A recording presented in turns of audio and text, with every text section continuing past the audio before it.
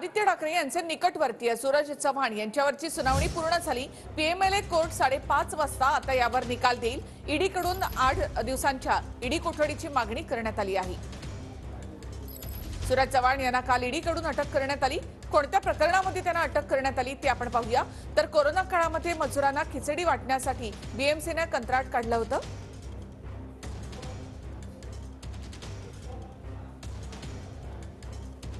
BMC कडून force one multi services या कंपनीला कंत्राट देण्यात आलं। नियमामध्ये बसत नसतानाही सूरज चव्हाण यांनी राजकीय प्रभावाचा वापर करून कंपनीला कंत्राट मिळवून दिल्याचा आरोप आहे। फोर्स वन कंपनीने लाखो रुपये सूरज चव्हाण यांना पाठवल्याचा आरोप आहे। सल्लागार फी म्हणून पैसे घेतले सूरज चव्हाण यांनी असं चौकशीमध्ये हा दावा केलाय। प्रत्येक मजुराला 250 ग्रॅम खिचडी वाटप करण्याचे कंत्राट होतं, मात्र केवळ 125 ग्रॅम वजनाची खिचडी वाटप केल्या गेल्याचा आरोप आहे।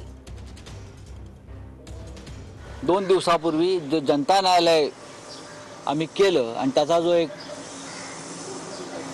इम्पॅक्ट झाला, प्रभाव पडला, त्याच्या दुसऱ्या दिवशी सूरज चव्हाण यांना अटक केली। ही राजकीय अटक आहे।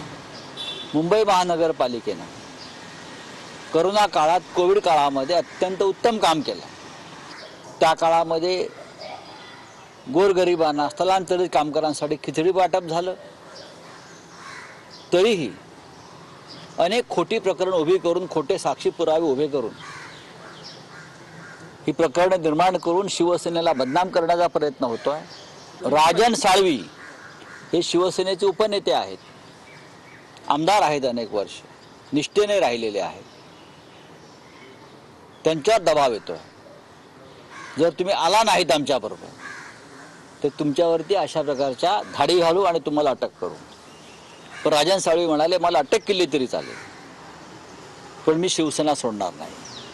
रवींद्र वायकर यांच्यावरती अशा प्रकारचा दबाव तंत्र सुरू आहे। दिवस बदलणार आहेत, तेव्हा आज ज्या खोट्या कारवाया करण्यासाठी हात पुढे झालेले आहेत ना, त्याच हातामध्ये बेड्या पडल्याशिवाय राहणार नाहीत।